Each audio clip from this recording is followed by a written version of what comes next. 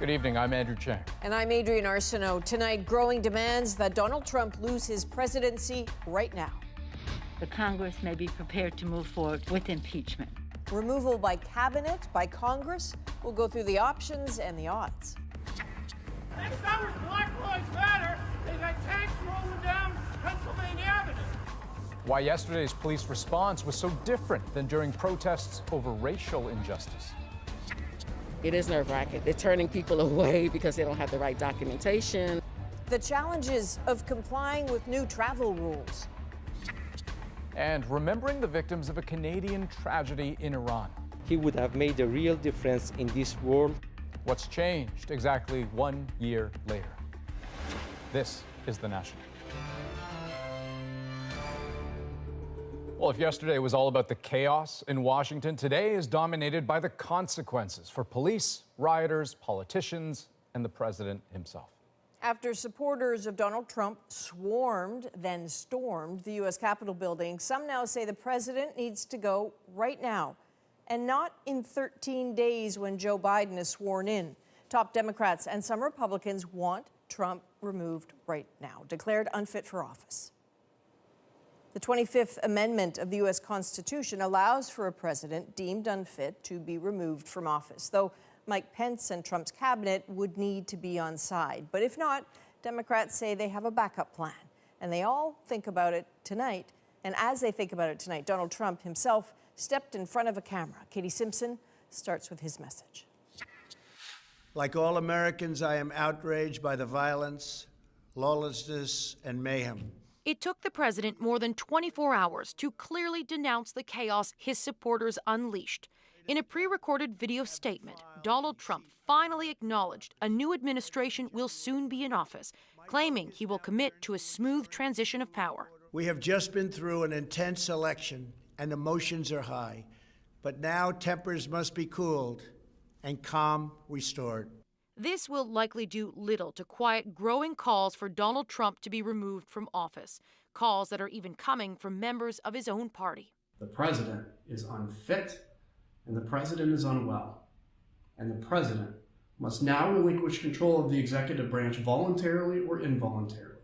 What happened on Capitol Hill yesterday is a direct result of his poisoning the minds of people with the lies and the frauds. The vice president is under pressure to invoke the 25th Amendment. Mike Pence would need to get a majority of cabinet to support the move, but reports suggest he's already said no. If the vice president and cabinet do not act, the Congress may be prepared to move forward with impeachment.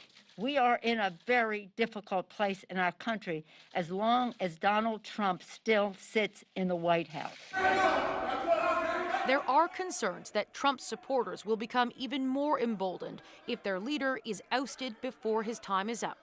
Former National Security Advisor John Bolton says that's his fear. We ought to bear in mind the adage, do no harm, because you can make this worse if we're not careful. With just 13 days left, longtime members of the president's inner circle are now jumping ship. His transportation secretary quit. So did the First Lady's chief of staff. And his special envoy to Northern Ireland, who once served as his chief of staff, resigned too. The last allies standing are trying to stop the bleeding, pleading with staff to stay on, urging Trump to think about his legacy. The next 2 weeks can begin to right the ship depending on how the president behaves. So, Katie, if the 25th Amendment isn't invoked and then the House does try to impeach, what are the odds of that happening in 13 days? Steps involved in the process to actually remove a president from office. Given the makeup in the Senate and given the timeline at play here, it's very unlikely. Trump may have something much more significant to worry about at this point. Tonight, the Department of Justice confirmed it is not ruling out whether it can investigate Trump and whether he incited violence during the riots. All right, Katie Simpson outside the White House today. Thanks, Katie. Now, there are a whole lot of questions about the police response yesterday as people rushed the Capitol building, forcing their way inside. The scrutiny's so intense, it's prompted resignations and a scathing comparison. Susan Ormiston takes us through it. Hard to imagine this is the same scene as calm return to Capitol Hill, with some obvious additions. A 2-meter-high, non-scalable fence hastily erected, going all around the Capitol. Added police presence, a lot more security, a day late. Now, pressing questions about why rioters were able to storm the Capitol, completely overrunning Capitol Hill police. A former chief was blunt. But it was a failure, and I apologize on behalf of the security people. We failed. The current chief of the Capitol Police quit tonight without explaining why other security forces were not called up in advance. DC's Metro Police suited up into their riot gear only after an urgent call for help. About 1:00 p.m. is when MPD was requested by U.S. Capitol to respond, and things were already pretty bad at that point. The National Guard on standby wasn't mobilized by federal authorities till well after the breach. Everyone knew this was going to happen. Why weren't they tracking social media? Why weren't the protesters, rioters, terrorists, why weren't they infiltrated? Police are squabbling with protesters. Posts on social media suggest police allowed protesters in. While that's not verified, there was a stark contrast between this and Trump's crackdown last summer on protesters, calling up the National Guard, even the military. If tens of thousands of young, old African Americans attacked the Capitol like that, what would have happened? Demands are growing for a deep security investigation, but none of that coming from President Trump. We are learning tonight that a Capitol Hill police officer is on life support. 4 others have died as a result of those riots, including a protester who was shot. Police have made about 68 arrests so far, and the FBI are now asking the public for information about some of those protesters who were inside Capitol Hill and who now may face federal criminal charges, Andrew. Okay, Susan Ormiston, thanks very much. Social media companies are still coming to grips with their roles in all of this. Facebook today announced Donald Trump will be blocked indefinitely, while Twitter's initial 12-hour ban has already expired, but those are just 2 platforms.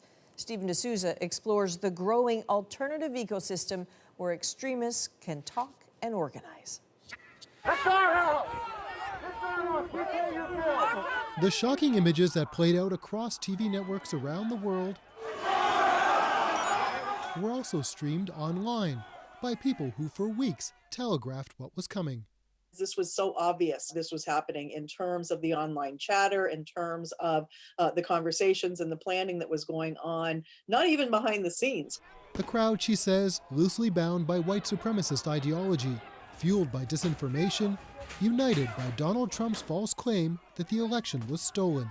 We have this amalgam of Nazis, of far-right groups, but also conspiracy theorists. We have, just outright Trump supporters, regardless of whether they affiliate with the far right or not.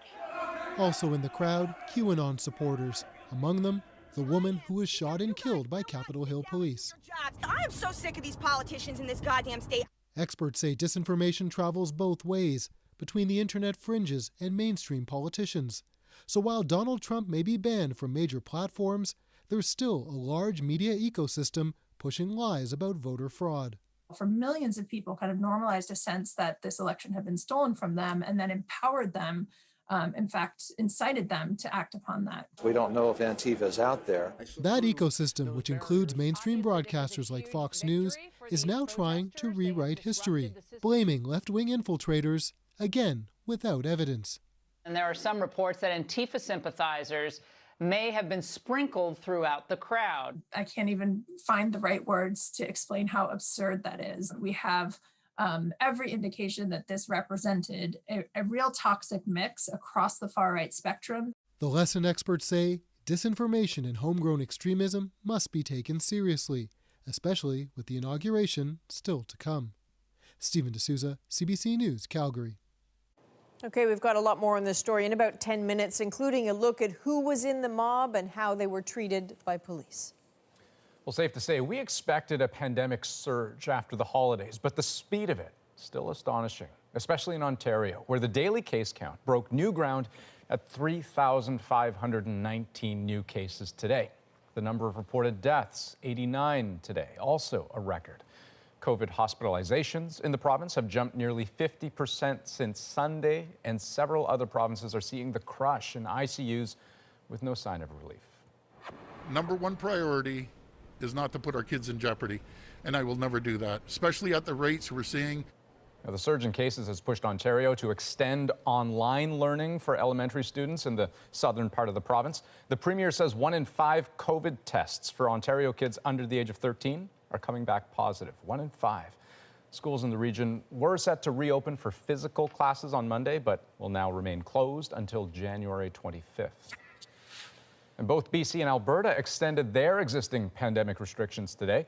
Officials in Alberta say rules introduced in December will remain in place for at least 2 more weeks. Those schools are expected to resume in-class learning on Monday. British Columbia extended its ban on events and social gatherings until February 5th.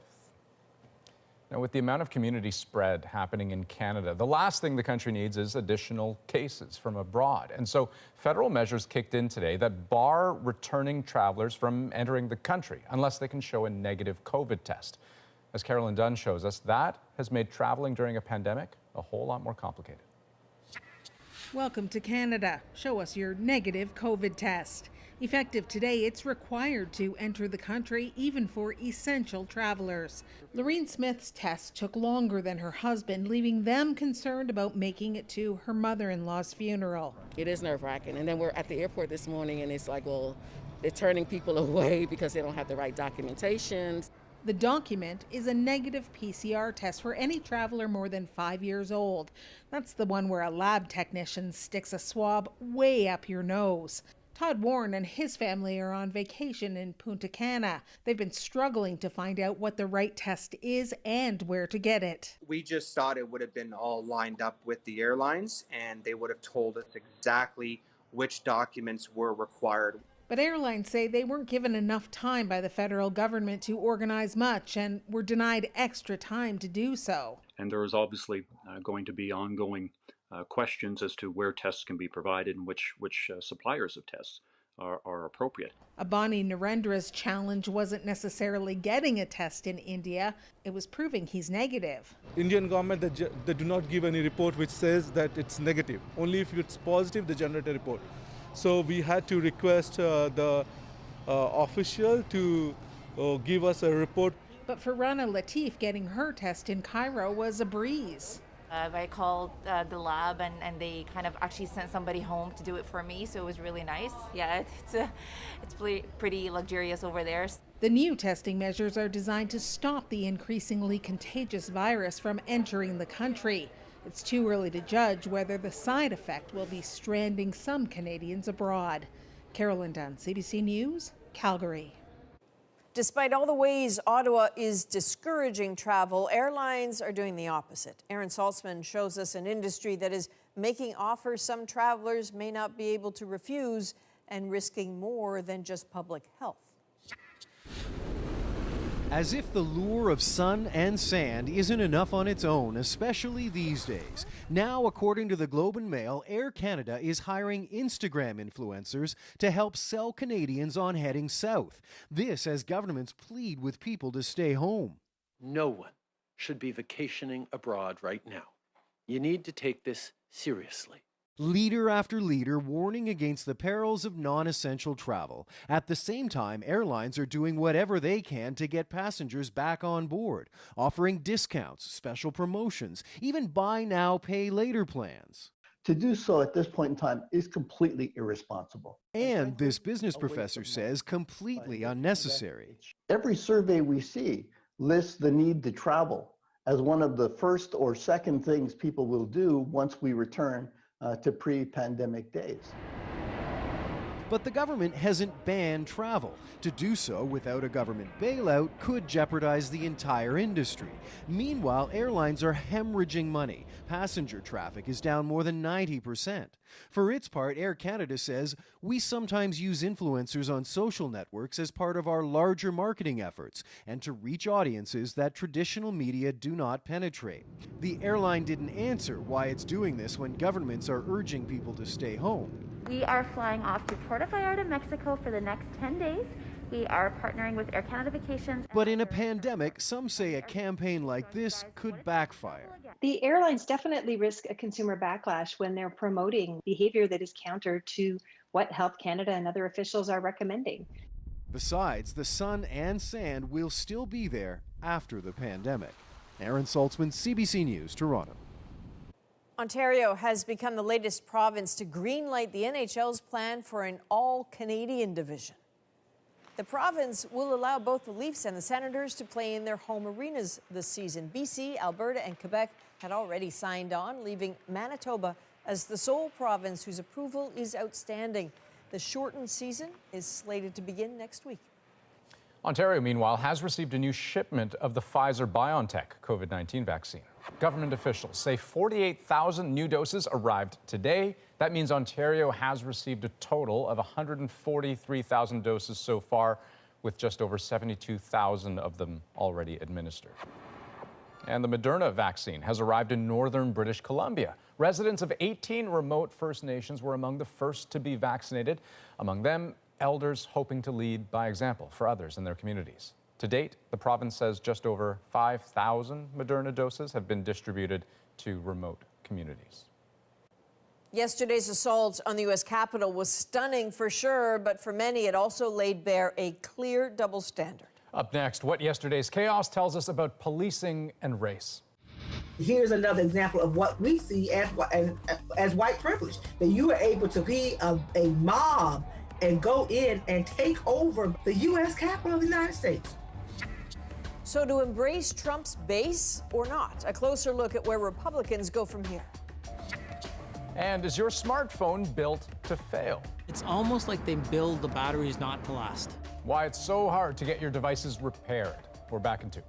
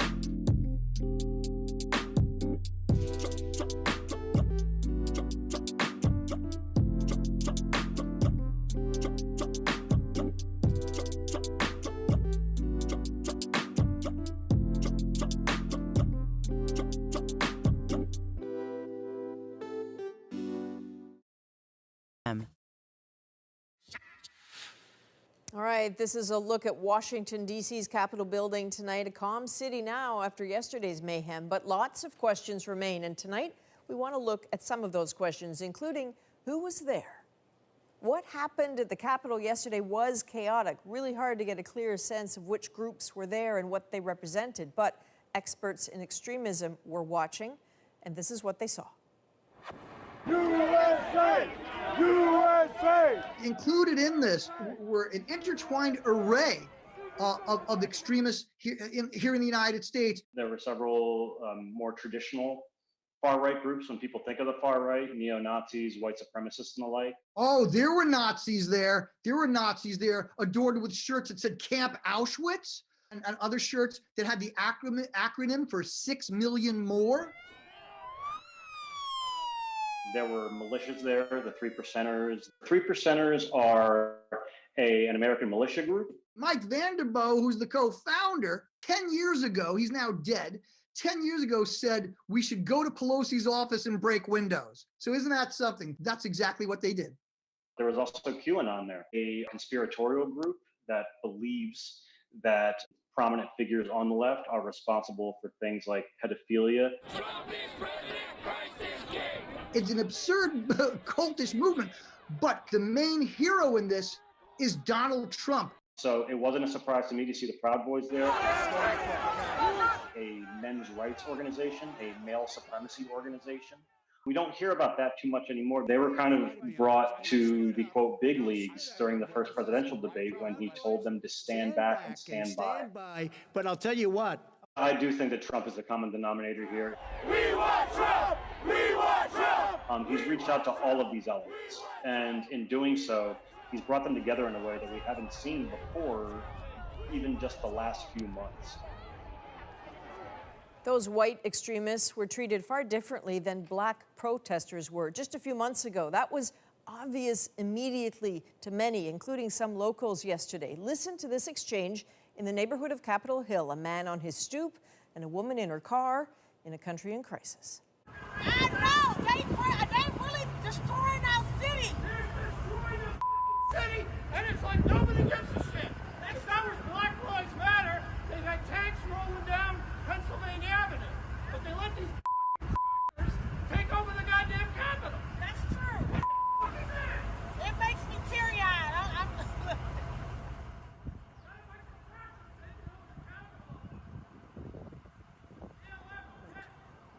So you saw that woman wiping tears from her eyes. How many others did the same, knowing those inequities are everywhere? This image is coursing through social media feeds today. Black custodial staff at the Capitol cleaning up the mess of a white mob. Windows can be repaired, statues cleaned, the appearance of order restored, but there's no sweeping away this. From moment one, yesterday's ugliness had an added layer of bile to it. White extremists rampaging and an anemic police response. At times, apparently a friendly one, posing for selfies with rioters, assisting some down the stairs, arresting very few. That says one thing to many watching on.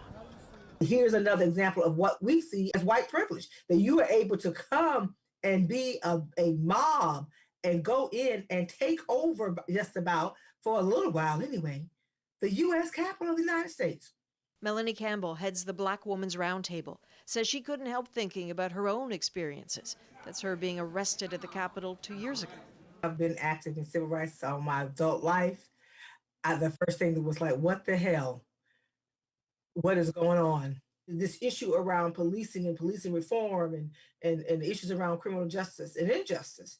It's one of the number one reasons African Americans voted. Anyone suggesting the police response was weak because the assault was unexpected hasn't paid attention.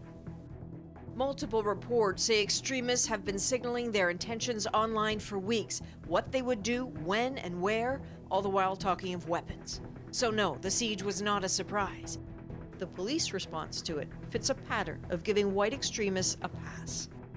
The FBI prioritizes the investigation of environmentalists and Black Lives Matter protesters that they call Black identity extremists when it's very clear that the amount of violence these white supremacist far-right militant groups engage in is a far more serious problem. Remember Michigan's State House last May? Armed and intimidated, allowed to protest. White supremacy lives here. Scream it to the top of your lungs. Black lives matter. Black lives matter. And then the response to Black Lives Matter protests in D.C. not long after. Black lives matter. Black lives matter. Or almost anywhere in the U.S. The National Guard was deployed to protect the Lincoln Memorial during BLM protests in the spring. They were requested well in advance to protect the Capitol yesterday. The Department of Defense acknowledged delaying the deployment, and when they arrived, it was too late. Damage done, pattern repeated. White extremists simply assessed and treated differently from black protesters.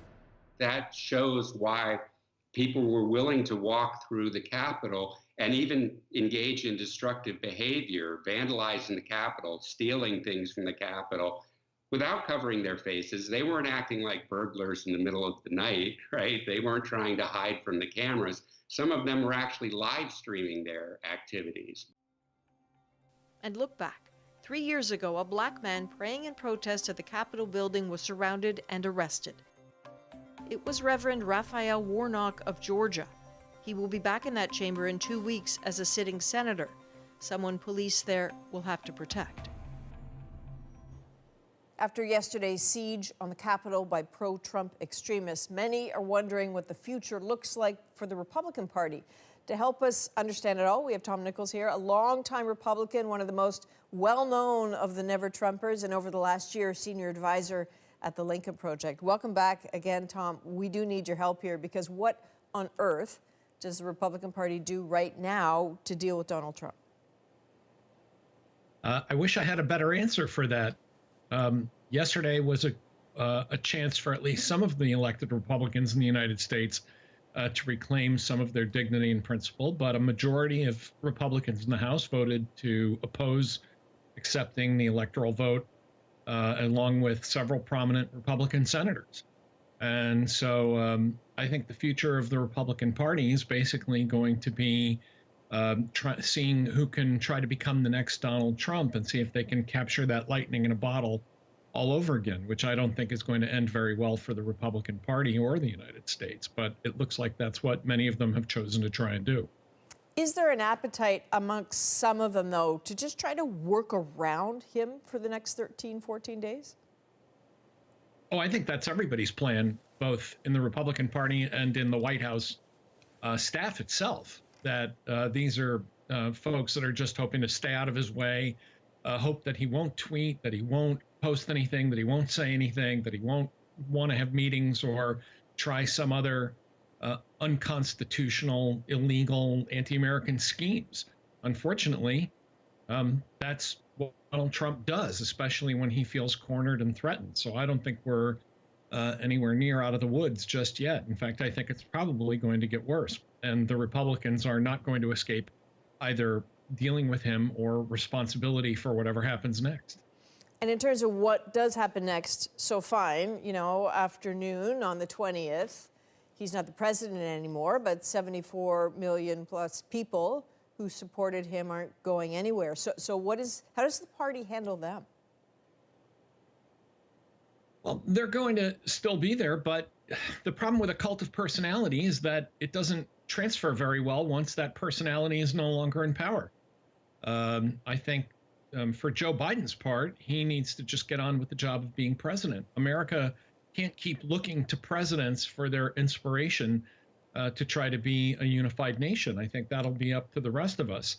And I think that the Republican Party needs to have a reckoning within itself. It looks like that's possible, especially given some of the pointed criticisms that Republican senators aimed at each other last night in the chamber after they returned to the Senate floor in the wake of the attack. But this is really going to be a matter for the American voters. And while it's a test of the Republican Party, I think it's a test of the American public even more. All right, Tom, thank you very much for joining us again. Thank you. Well, up next, 1 year after the downing of Flight 752, the search for answers continues. We'll have the latest on the investigation, how Canada is pursuing the truth, and how the victims' families are too. And how those families are dealing with their unimaginable loss 1 year later.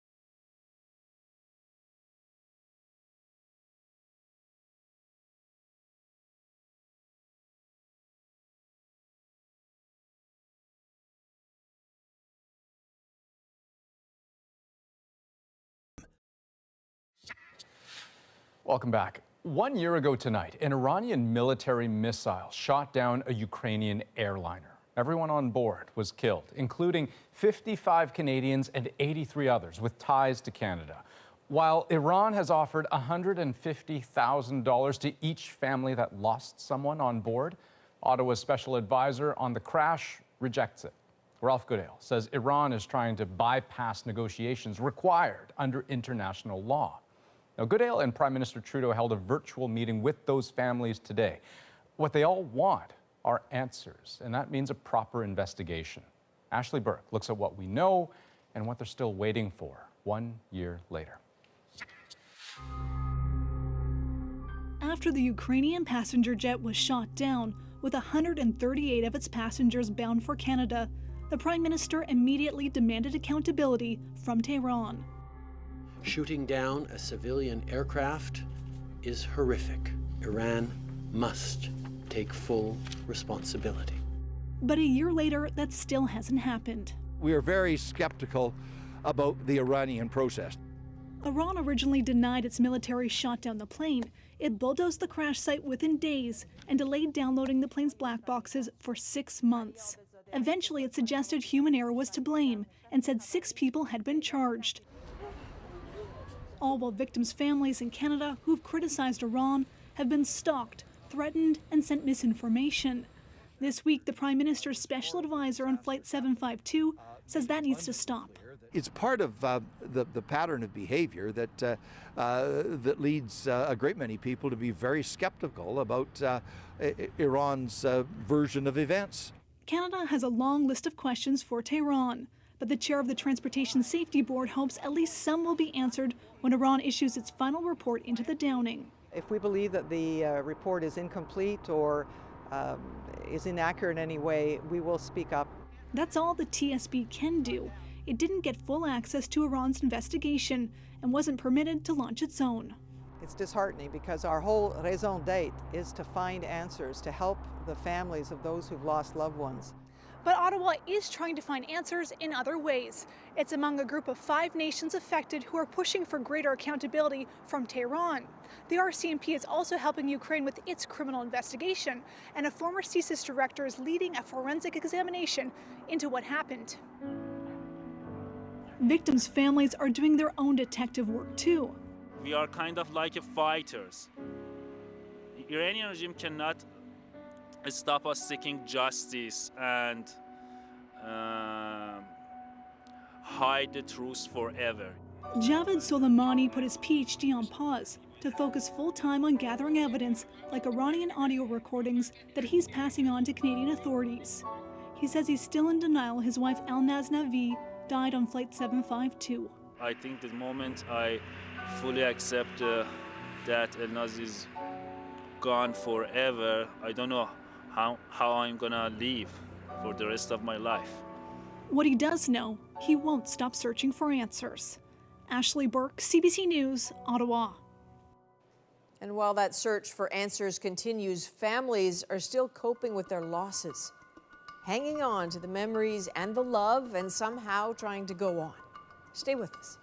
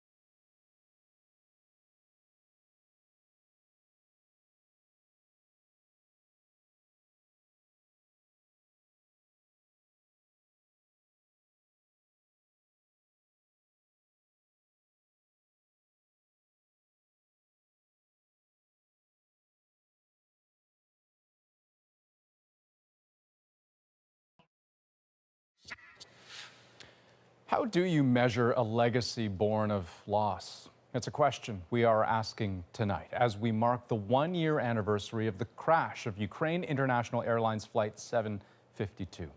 138 people were on board that plane, and who were headed to Canada. They left behind families, friends, colleagues, all bearing a loss that is impossible to measure. But as Janelle Massa, host of Canada Tonight on CBC News Network, discovered, legacies come in all sizes. Mohamed Abbaspour and Zahra Naqibi. It's a weekly ritual for Marzieh Abbaspour and her husband, visiting this memorial for her brother and sister-in-law in Windsor. We were very close. He was very supportive, and Zahra was like a sister to me.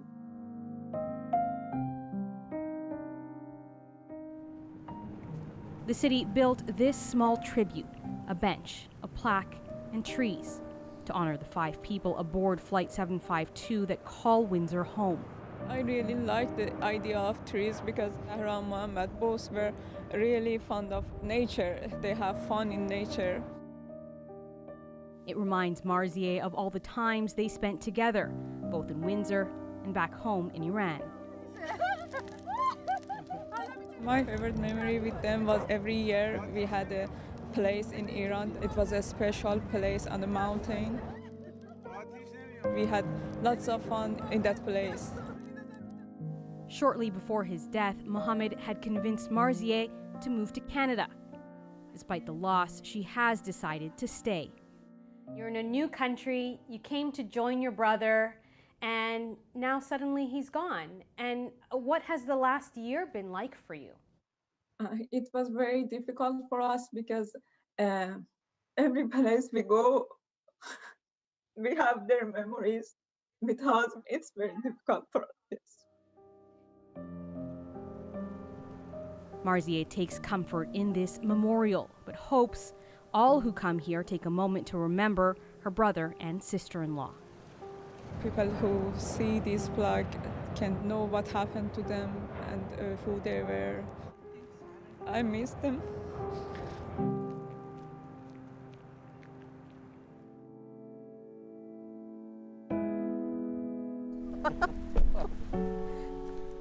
Always a kind, giving person.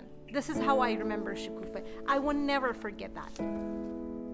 Dr. Shikufe Chupenajad was known in Edmonton for her generous spirit, often opening her doors to Iranian women dealing with barriers accessing medical care.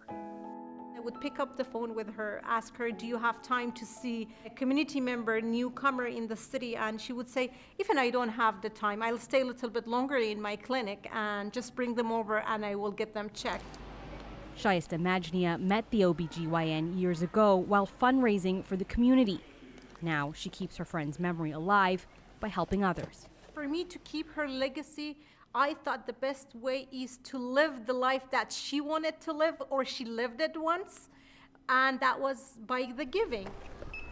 In honor of the 29 children killed aboard Flight 752, thank you very much. Shayesta set out to help 29 families over the holidays. Hi there. She's now delivered donations to over 200. Here you go. If I had the same fundraiser and she was still with us, I am 110% sure she would be the first one to donate. It sounded like she touched a lot of lives and she helped a lot of people. She did.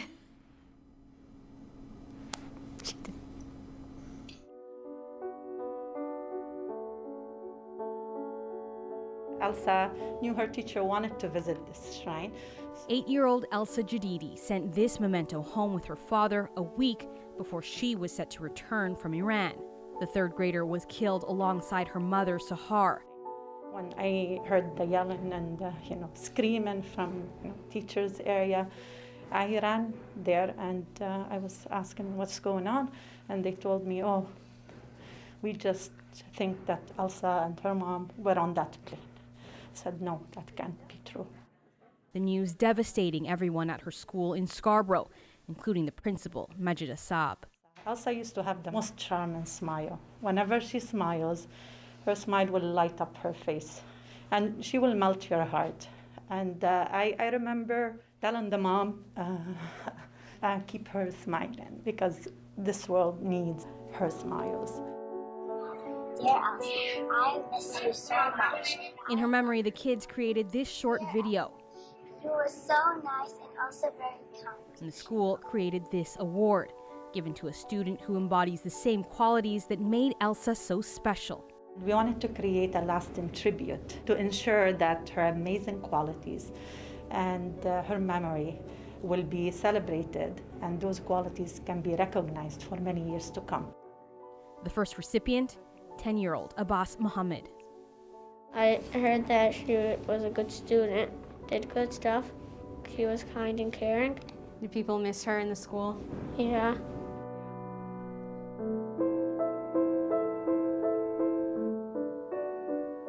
It is beyond unthinkable that she will no longer have the opportunity to pursue her dreams, and that her future patients have been robbed of the opportunity to be cared for by someone so dedicated and talented. A book of tributes dedicated to young leaders who were destined for greatness.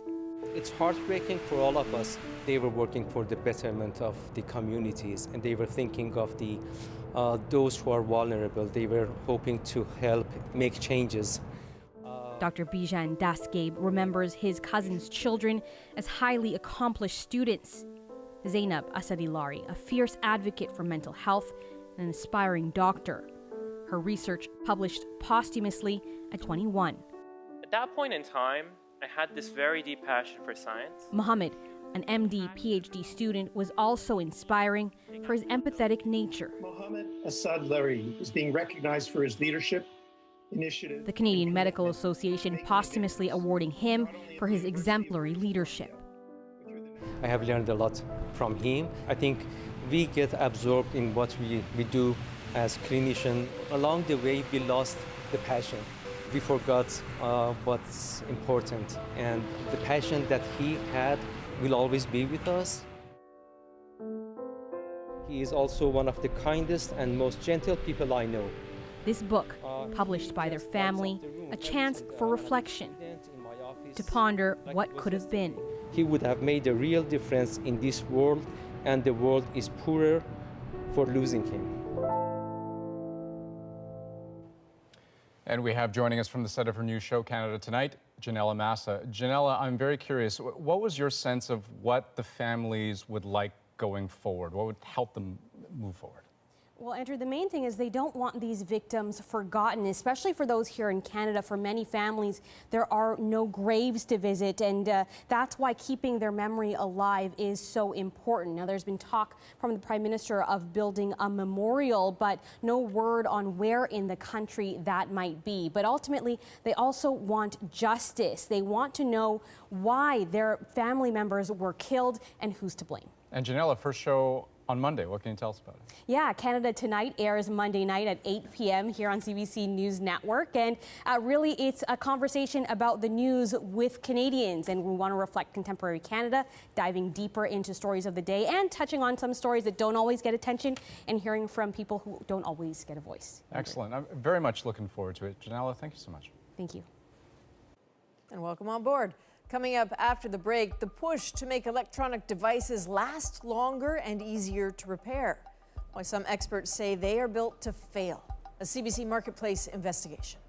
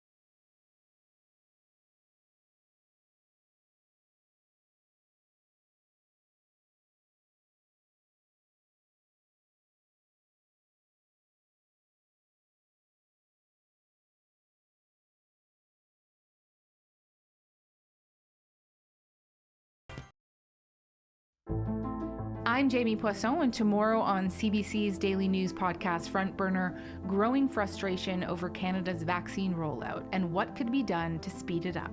Subscribe wherever you get your podcasts. Welcome back. Canadians love their electronic devices, only not so much when they start to slow down or break. And according to CBC's Marketplace, that is happening a lot. In the last 5 years, 72% of Canadians say they've had a device break down.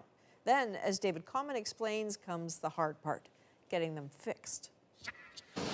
How many Canadians face fixes like this? A tablet with a cracked screen after Marjorie Black's grandsons had a tug of war with it. They eventually fought over it and they dropped it.